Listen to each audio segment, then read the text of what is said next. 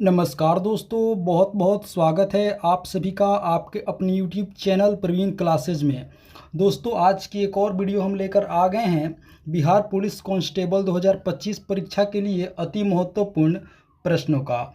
दोस्तों, आज की वीडियो में भी हम लोग देखेंगे सामान्य ज्ञान, सामान्य विज्ञान तथा हिंदी के कुछ अति महत्वपूर्ण प्रश्न। तो आइए दोस्तों, वीडियो को शुरू करते हैं। दोस्तों, वीडियो के अंत में आप लोगों से एक प्रश्न पूछूंगा जिसका जवाब आप लोगों को कमेंट करके बतानी है। तो अतः दोस्तों, आप लोग इस वीडियो को अंत तक जरूर देखेंगे और अच्छे से समझेंगे। आगामी दोस्तों बिहार पुलिस कांस्टेबल 2025 रिटन परीक्षा में आप लोगों को काफ़ी मदद मिलेगी। आइए वीडियो को शुरू करते हैं। पहला प्रश्न है, एशियाटिक सोसाइटी की स्थापना किसने की थी? दोस्तों, बतानी है एशियाटिक सोसाइटी की स्थापना किसने की थी। सही उत्तर होगा option B, sir William Jones ने।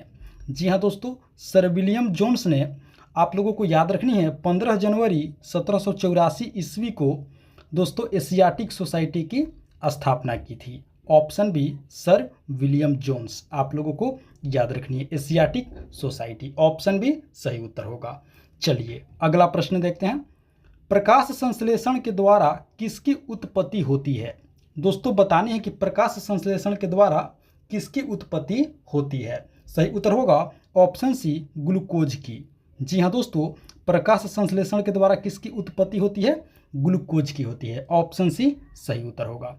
आइए अगला प्रश्न, अमाशय में कौन सा एंजाइम पाया जाता है? दोस्तों, बतानी है कि अमाशय में कौन सा एंजाइम पाया जाता है। सही उत्तर होगा ऑप्शन डी, पेप्सिन। जी हाँ दोस्तों, आप लोगों को याद रखनी है पेप्सिन नामक एंजाइम अमाशय में पाया जाता है। ऑप्शन डी सही उत्तर होगा। चलिए अगला प्रश्न। अगला प्रश्न है, संसद का चुनाव लड़ने के लिए प्रत्याशी की न्यूनतम आयु कितनी वर्ष होनी चाहिए? दोस्तों, बतानी है कि अगर आप संसद बनना चाहते हैं, मतलब कोई संसद बनना चाहता है, तो उसकी न्यूनतम आयु कितनी वर्ष होनी चाहिए। सही उत्तर होगा ऑप्शन सी, 25 वर्ष। जी हाँ दोस्तों, संसद का चुनाव लड़ने के लिए प्रत्याशी की कम से कम जो आयु होनी चाहिए वो 25 वर्ष होनी चाहिए। न्यूनतम आयु 25 वर्ष होनी चाहिए। ऑप्शन सी सही उत्तर होगा। चलिए अगला प्रश्न देखते हैं। शरीर में पानी की कमी से होने वाली स्थिति को क्या कहा जाता है? दोस्तों, बतानी है कि शरीर में पानी की कमी से जो स्थिति पैदा होती है उसे क्या कहा जाता है। सही उत्तर होगा ऑप्शन ए, निर्जलीकरण। जी हाँ दोस्तों, शरीर में पानी की कमी से होने वाली स्थिति को क्या कहा जाता है?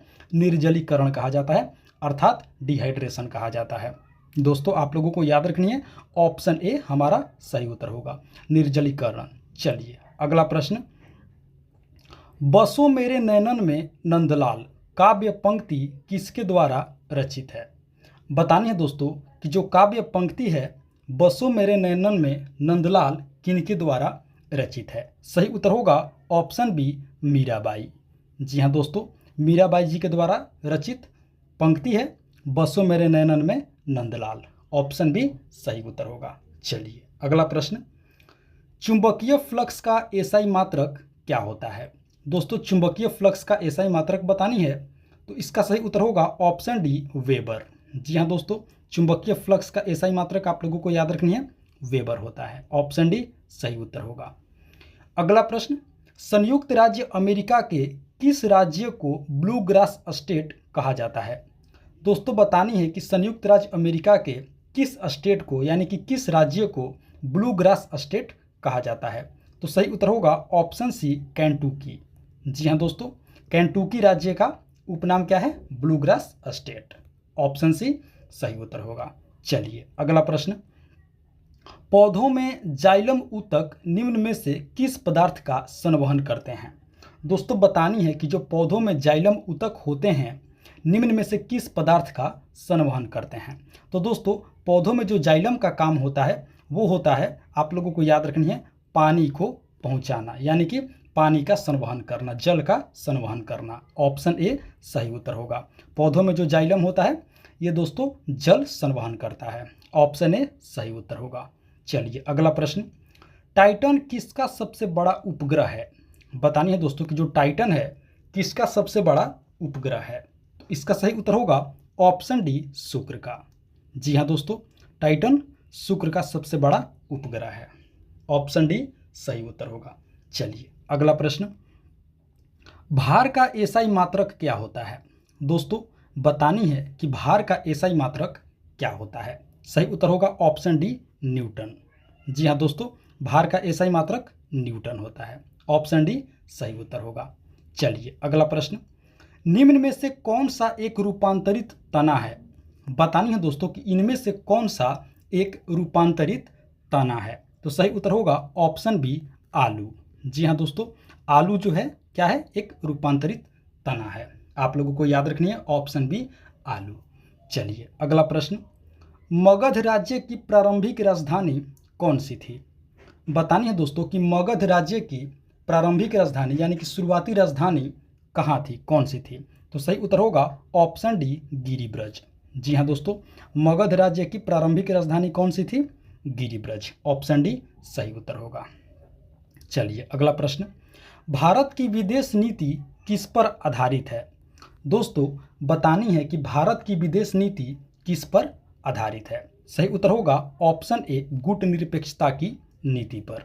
जी हाँ दोस्तों, भारत की जो विदेश नीति है वो गुटनिरपेक्षता की नीति पर आधारित है। दोस्तों आप लोगों को बता दें कि गुटनिरपेक्षता का मतलब होता है किसी भी गुट में शामिल न होना। ये भी आप लोग याद रखेंगे। और दोस्तों इसी पर भारत की विदेश नीति आधारित है, गुटनिरपेक्षता की नीति पर, अर्थात किसी भी गुट में शामिल न होना, यही भारत की विदेश नीति है। चलिए अगला प्रश्न, चांद का मुंह टेढ़ा है कृति के लेखक कौन है? बतानी है दोस्तों कि चांद का मुंह टेढ़ा है कृति के लेखक कौन है? दोस्तों इसका सही उत्तर होगा ऑप्शन सी मुक्तिबोध। जी हाँ दोस्तों, चांद का मुंह टेढ़ा कृति के लेखक कौन है? मुक्तिबोध। ऑप्शन सी सही उत्तर होगा। आइए अगला प्रश्न, दोस्तों अभी तक आप लोगों ने वीडियो को एक लाइक नहीं किए हैं तो वीडियो को एक लाइक कर दीजिए, और साथ ही साथ प्रवीण क्लासेज यूट्यूब चैनल पर आप पहली बार विजिट किए हैं तो चैनल को भी सब्सक्राइब करना बिल्कुल ना भूलें। आइए दोस्तों अगला प्रश्न देखते हैं। अगला प्रश्न है, निम्न में से कौन सा चित्र लियोनार्दो दा विंची द्वारा नहीं बनाया गया है?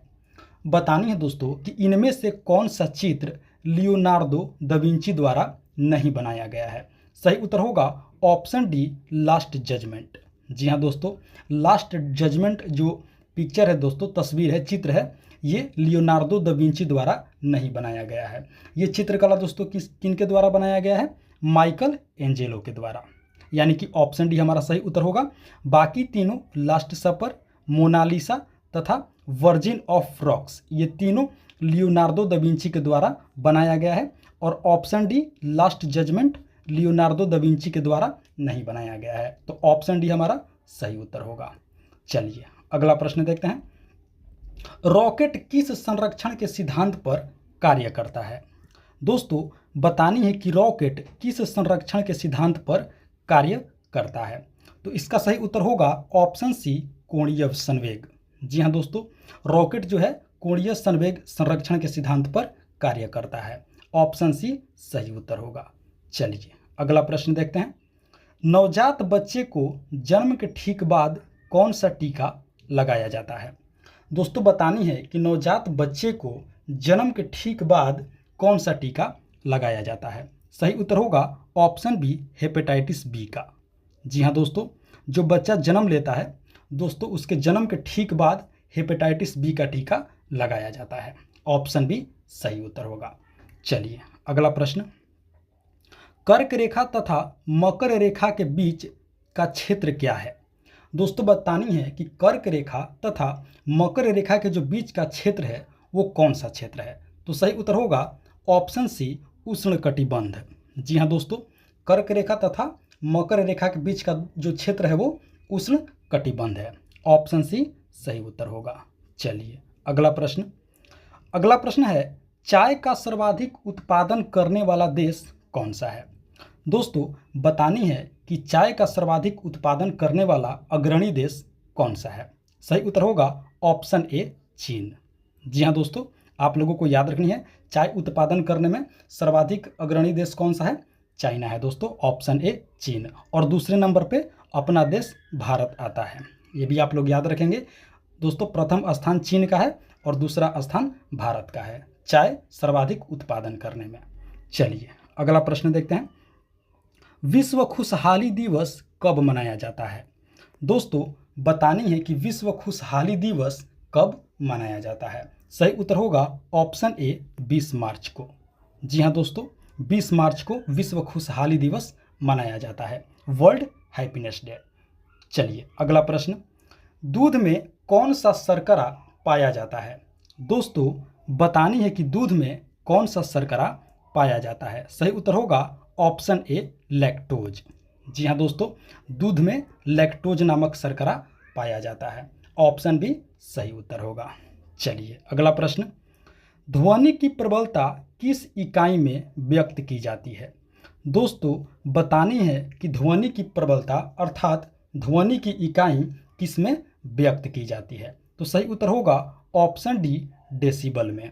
जी हाँ दोस्तों, आप लोगों को याद रखनी है ध्वनि की प्रबलता डेसिबल इकाई में व्यक्त की जाती है, जिसे दोस्तों डीबी से संदर्भित किया जाता है। ये भी आप लोग याद रखेंगे, डेसिबल को डी तथा बी से संदर्भित किया जाता है, डी और बी। दोस्तों अब बारी है उस प्रश्न का जिसका जवाब आप लोगों को कमेंट करके बतानी है। दोस्तों आप लोग बताइए कि मानव शरीर का ब्लड बैंक किसे कहा जाता है? तो आप लोग दोस्तों इसका जवाब कमेंट करके हमें ज़रूर बताएंगे, मानव शरीर का ब्लड बैंक किसे कहा जाता है। तो दोस्तों ये थी हमारी आज की बिहार पुलिस कांस्टेबल 2025 परीक्षा के लिए अति महत्वपूर्ण सामान्य ज्ञान, सामान्य विज्ञान तथा हिंदी के प्रश्नावली वीडियो। आशा करते हैं वीडियो को आप लोग अंत तक जरूर देखे होंगे, सभी प्रश्नों को अच्छे से समझे होंगे और याद भी कर लिए होंगे। तो दोस्तों आप सभी से एक बार फिर से रिक्वेस्ट करूंगा कि वीडियो को अभी तक लाइक नहीं किए हैं तो वीडियो को एक लाइक कर दीजिए, और साथ ही साथ प्रवीण क्लासेज यूट्यूब चैनल पर पहली बार विजिट किए हैं तो चैनल को भी ज़रूर सब्सक्राइब कर लीजिए। और हाँ दोस्तों, इसका जवाब आप लोग कमेंट में ज़रूर बताएंगे, मानव शरीर का ब्लड बैंक किसे कहा जाता है। तो दोस्तों मिलते हैं एक और मोस्ट इंपॉर्टेंट टॉपिक वीडियो ले करके, तब तक के लिए आप सभी का बहुत बहुत धन्यवाद। जय हिंद दोस्तों।